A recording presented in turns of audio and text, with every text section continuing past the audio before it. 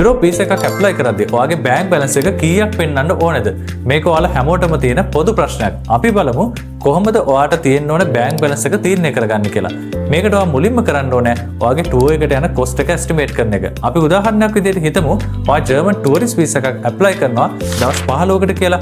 මේකේ මුලින්ම අපි ටුවර් කොස්ට් එක එස්ටිමේට් කරලා බලමු. වීසා ෆී එක සාමාන්‍යයෙන් යුරෝ 90ක් වගේ වෙනවා. මේක ලංකාව මුදලින් ගත්තොත් අපි රුපියල් 35000ක් වගේ දාමු. ඒ වගේම VFS සර්විස් චාර්ජ් එක සාමාන්‍ය රුපියල් 8000ක් වගේ මුදලක් යනවා. අපි ට්‍රැවල් ඉන්ෂුරන්ස් එකට රුපියල් 15000ක් වගේ දාමු. ඒ වගේම එයා ටිකට් කොස්ට් එක රුපියල් 250000ක් වගේ දාමු.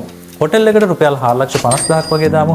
ඒ වගේම ට්‍රාන්ස්පෝර්ටේෂන් එකට රුපියල් ලක්ෂයක් සහ ෆුඩ් ඩේලි එක්ස්පෙන්සස් වලට රුපියල් ලක්ෂ 2ක් වගේම සයිට් සීනින් ඇන්ඩ් මිසලේනියස් එක්ස්පෙන්සස් වලට රුපියල් 70000ක් දාමු. ඉතින් මේ වියදම් වල සම්පූර්ණ එකතුව රුපියල් 11,28,000ක් වෙනවා. ඊළඟට ඔයාලට තියෙන ප්‍රශ්නේ තමයි එහෙනම් මම මගේ බැංක් බැලන්ස් එකේ රුපියල් 11,28,000ක් පෙන්වුවාම ඇද්ද කියන එක.